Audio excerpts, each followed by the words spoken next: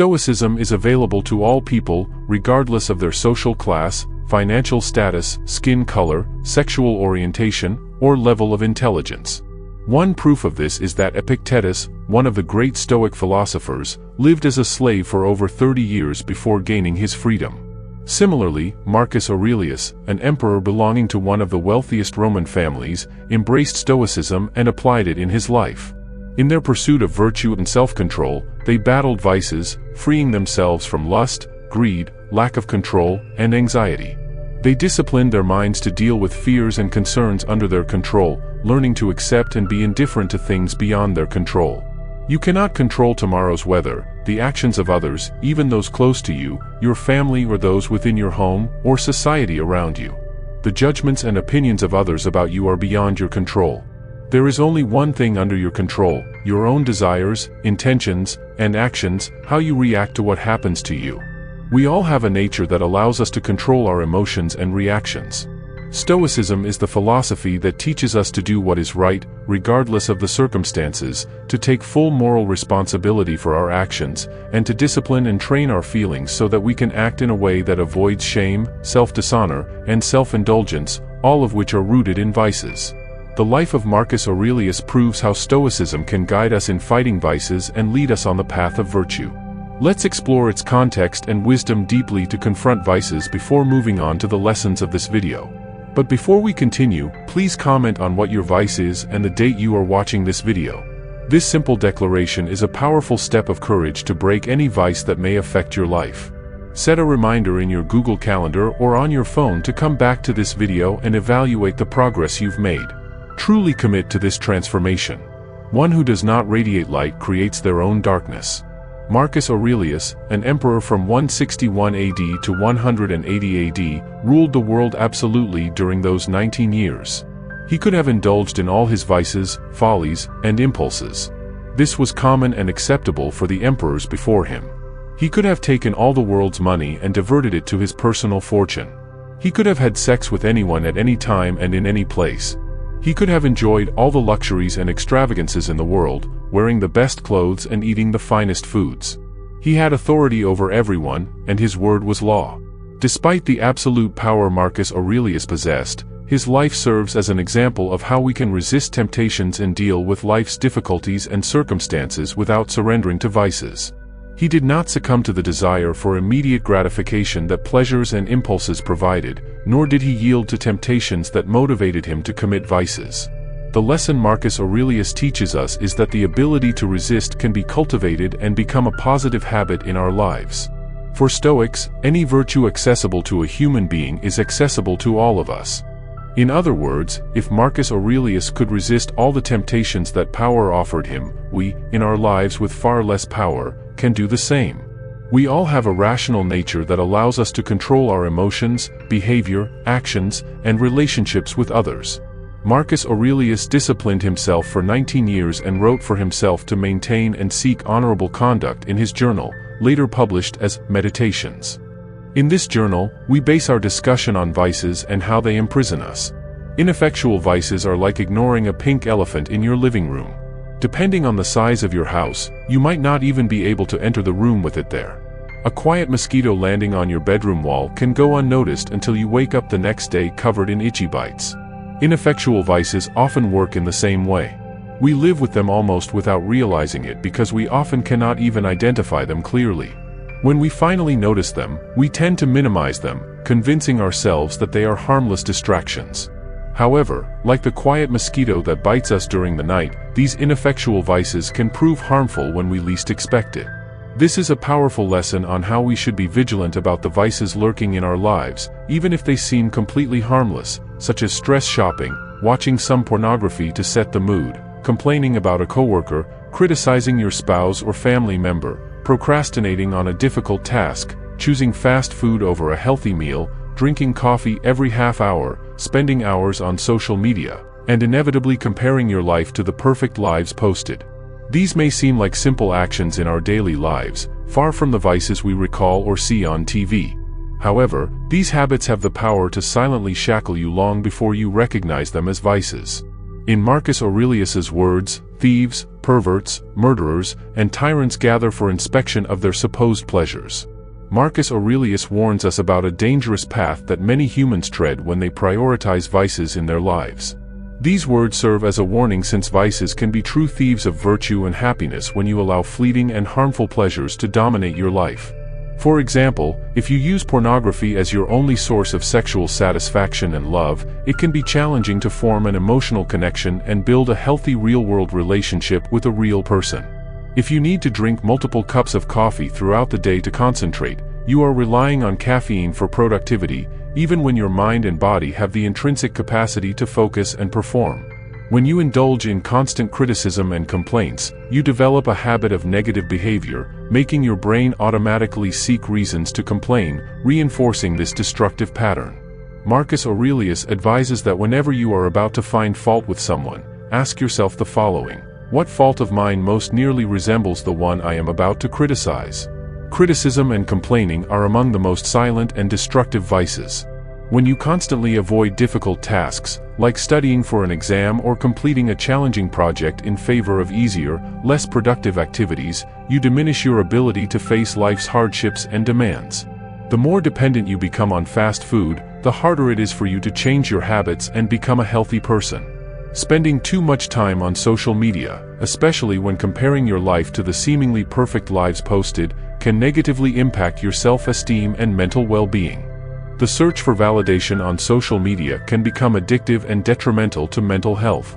The danger of vices lies in the fact that they seduce us with temporary promises of satisfaction, making us feel incredibly good for a short period. However, they leave a trail of devastation, eroding our ability to live a virtuous and meaningful life.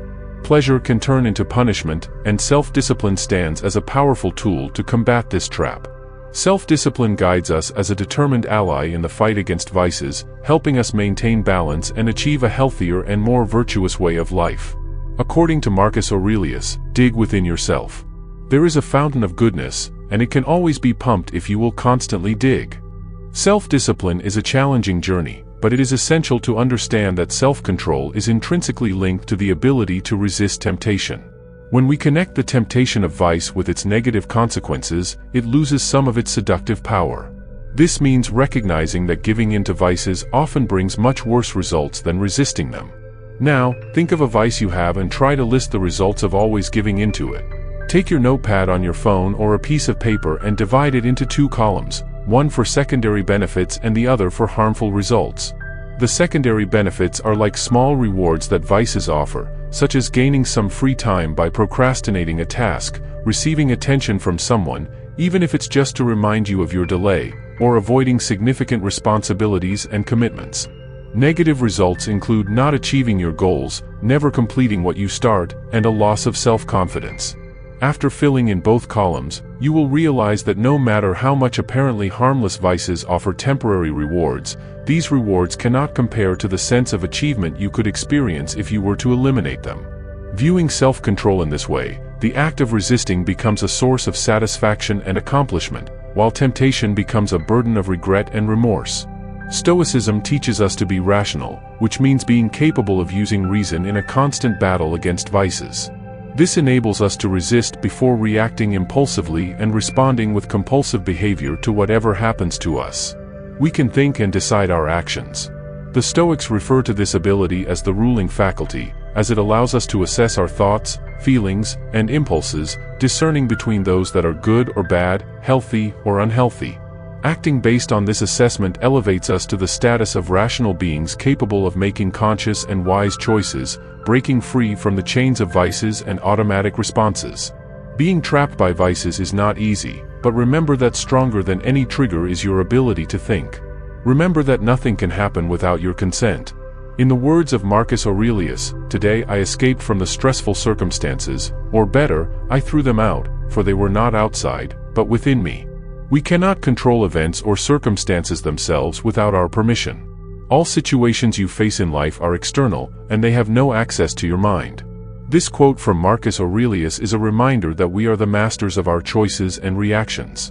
The practice of Stoicism teaches us to identify what is within our control and what is beyond our control. First, we need to distinguish between what is within our control and what is beyond our control. Second, we take responsibility for what we can control, your desires, intentions, actions, and how you react to what happens to you. You have freedom and control to reject any environment and situations that lead you to fall into vice. For example, you decide to quit smoking to end the nicotine addiction. You cannot demand that others quit smoking. This is beyond your control. However, you can choose not to attend an environment where everyone smokes all the time to avoid temptation. This is within your control. You have power over your mind, not over external events. Realize this, and you will find strength.